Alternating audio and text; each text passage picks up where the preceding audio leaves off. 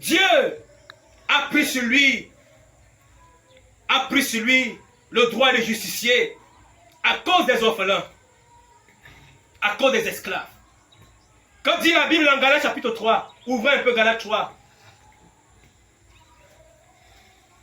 Galates chapitre 3.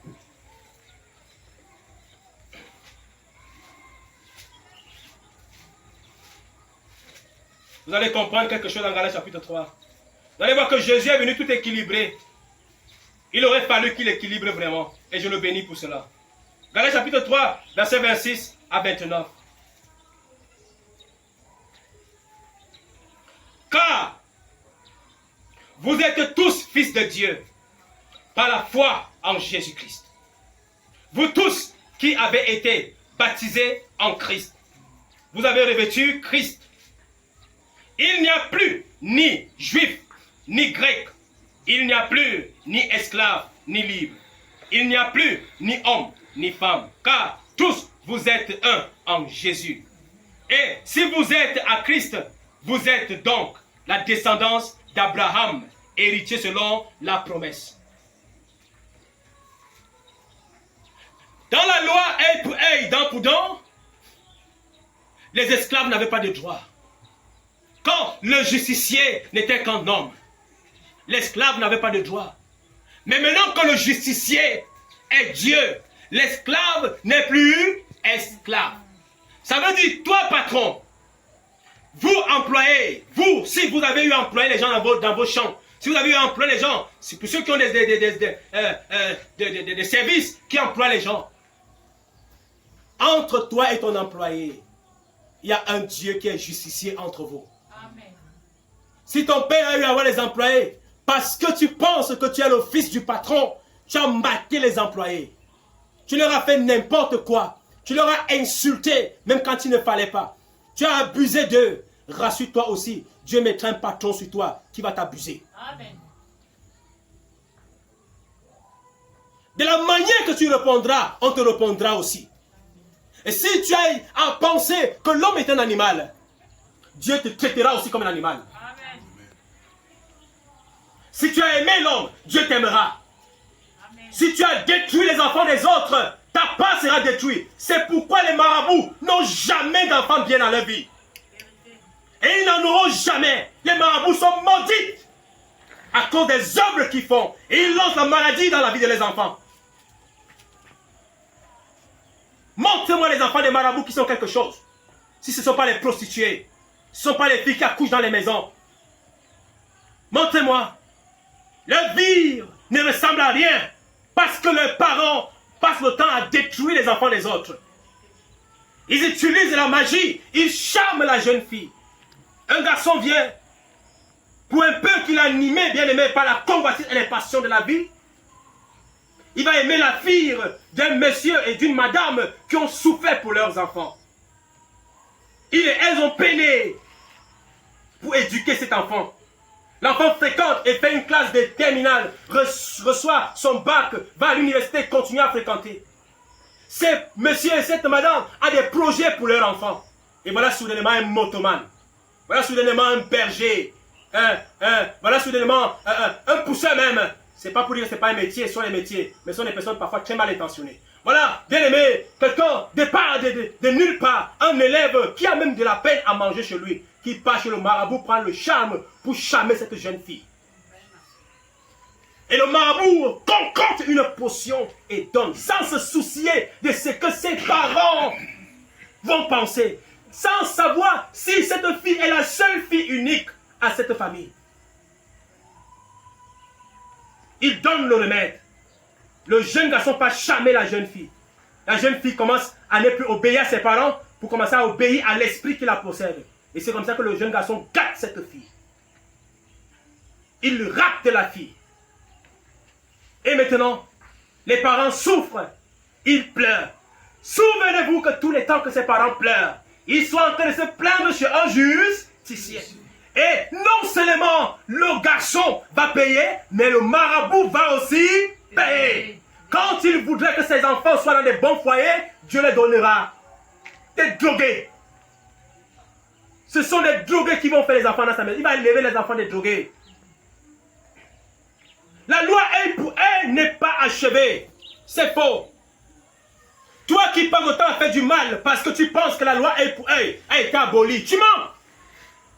La loi œil pour œil existe, mais le justicier c'est Dieu. C'est Dieu qui rend justice à l'opprimé. Ce n'est plus l'homme qui rend justice. Autrefois, quand tu faisais du mal à un homme, alors bien aimé, le justicier pouvait couper, amputer ta main. Mais aujourd'hui, Dieu c'est lui le justicier. Il saura quelle partie de ton corps il faut amputer.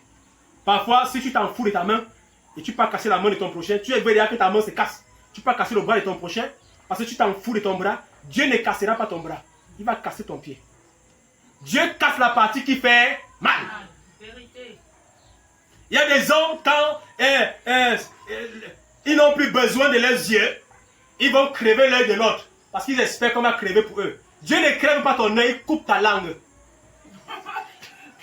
Vous comprenez? Amen. Ce qui n'est pas important pour toi, Dieu ne touche pas quand il veut rendre justice. Il ne prend pas ce qui n'est pas important pour toi. Il prend ce qui est important. Ce qui va te faire mal d'éternité.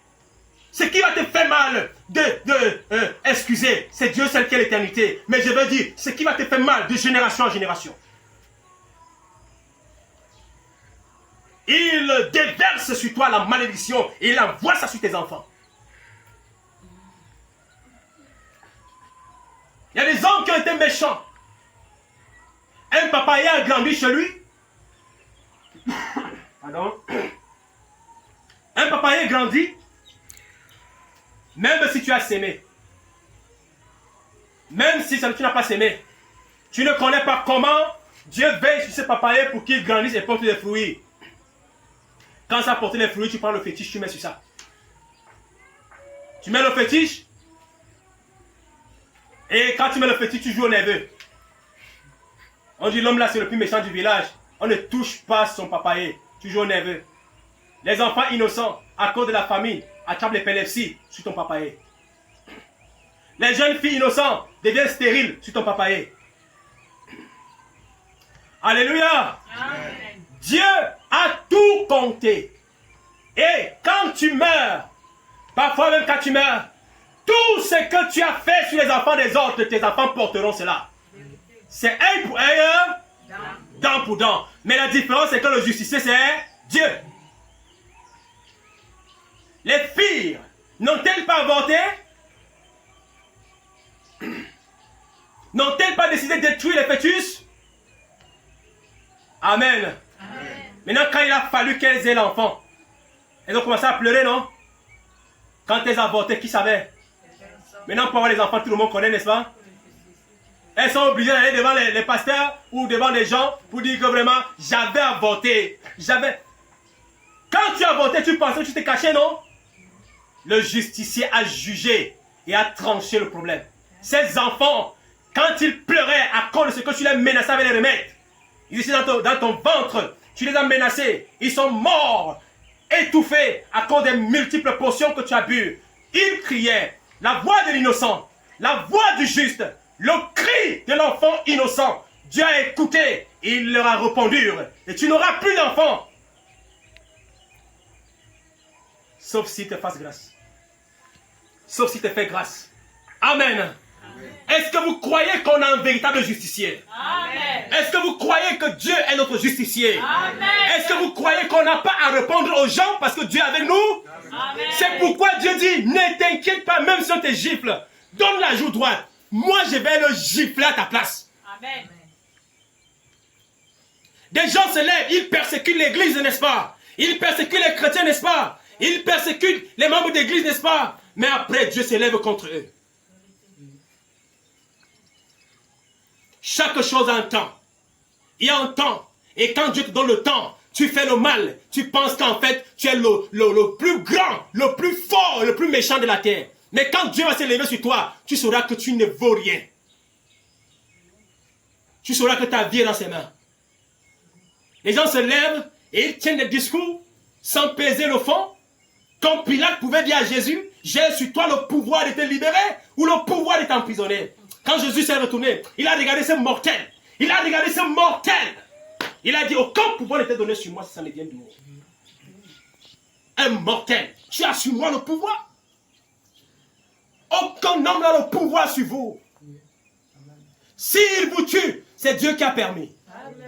S'il vous libère, c'est Dieu qui a permis. Aucun homme n'a le pouvoir sur vous. C'est pourquoi Dieu nous demande de ne pas avoir peur de celui qui peut tuer la chair, après ne pas tuer le sang. Après ne pas tuer notre âme. Mais ayons peur plutôt de celui qui, après avoir tué notre chair, peut tuer notre âme. C'est qui le mortel? Œil pour œil, dent pour dent. Les gens pensent que c'est fini. Ce n'est pas fini. Ce n'est pas fini. Ce n'est pas fini. Dieu est notre justicier. À cause des esclaves, les gens mataient les esclaves. Des patrons qui matent les employés. Les patrons qui ne reconnaissent même pas que les employés peuvent se reposer. Les patrons qui ne savent même pas, bien aimé, que l'employé est un humain. Le patron qui ne sait pas que l'employé a une femme. Le patron qui ne sait pas que l'employé a les enfants et qu'il doit payer leur salaire. Les patrons qui bouffent le salaire des employés pendant 4 mois, 5 mois, 6 mois. Alors, le temps viendra où toi-même, patron, tu vas faire faillite. Tu vas aller apprendre comment on fait pour envoyer les enfants à l'école. Patron, si tu as sur toi un patron, ce patron aussi va te juger. Dieu est notre juge. En Jésus, il n'y a plus d'esclaves. Nous jouissons de tout. Tous ensemble, nous jouissons des grâces de Dieu. C'est pourquoi, si tu gifles un esclave, Dieu te gifle en retour. Amen. Tu tapes sur un homme esclave, Dieu tape sur toi en retour. Tu tapes sur un orphelin, il te tape en retour. Amen. Tu escroques un orphelin, il fait qu'on t'escroque aussi en retour. Tu tues l'enfant de quelqu'un, on tue dans ta famille. Tu voles sur l'autre, tu perds. Les gens qui ramassent l'argent, vous payez aussi l'argent, non? Amen. Tu trouves 500 en route. Ah, Dieu m'a béni. Tu trouves 5000. Dieu m'a béni. Tu trouves, Dieu m'a béni. Parfois, même là, tombe de la peau de quelqu'un, tu vois, Dieu t'a béni. Quand il faut que tu payes ta part, non? Ça devient pire. Dieu est le justicier. Et il corrige chaque œuvre. Il donne la part de chacun. Tu es injuste envers ton prochain. Tu vas rencontrer quelqu'un qui sera aussi injuste avec toi. Alléluia. Amen. Oui, messieurs. Dieu lui-même est devenu justicier. Dieu a pris l'autorité de juge de œil pour œil, dent pour dent sur l'homme et s'est chargé de ça parce qu'en fait, il y a des gens qui partaient très loin en cachette, tuaient les autres et revenaient comme si de rien n'était. Est-ce qu'on les tuait aussi? Non. Pourquoi? Le jugement de l'homme est limité. Mais quand Dieu devient justicier, va tuer même dans la forêt profonde. Le sang de la personne, Dieu va te faire saouler ça. Dieu va te faire saouler le sang de la personne. Va faire ton crime loin. Quitte le Cameroun, va au Ghana, va en Belgique, va n'importe où tu veux. Fais du mal. Fais du mal en Afrique. Fuis, va te cacher à l'endroit où tu es. Ça va te retrouver. Les gens, quand ils te verront en Europe, ils ne sauront pas que tu es mauvais. Mais ça va te retrouver. Parce que Dieu est partout au même moment. Il te fait payer ton crime partout où tu es. Amen. Alléluia. Amen.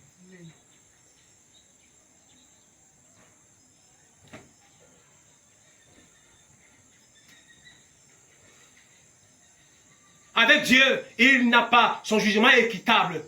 Il n'est pas que celui-ci c'est le chrétien, celui-là c'est le pécheur. Si c'est vous qui giflez un pécheur, bam, à la joue. Dieu ne va pas regarder que c'est le chrétien qui a giflé. Je ne vais pas agir. Non, Dieu va vous gifler en retour. Les juges du monde font la différence. Quand il faut juger les frères, n'est-ce pas? Quand il faut juger les sœurs, vous arrivez au tribunal. Le fils d'un juge t'a giflé. Tu arrives au tribunal, il tourne ça comme ça. Mais avec Dieu, même si c'est un pasteur qui t'a jugé, Dieu va répliquer sur le pasteur. Dieu n'est pas Dieu seulement des chrétiens, mais il est Dieu de toute sa création. Amen. Même si, par méchanceté, vous cassez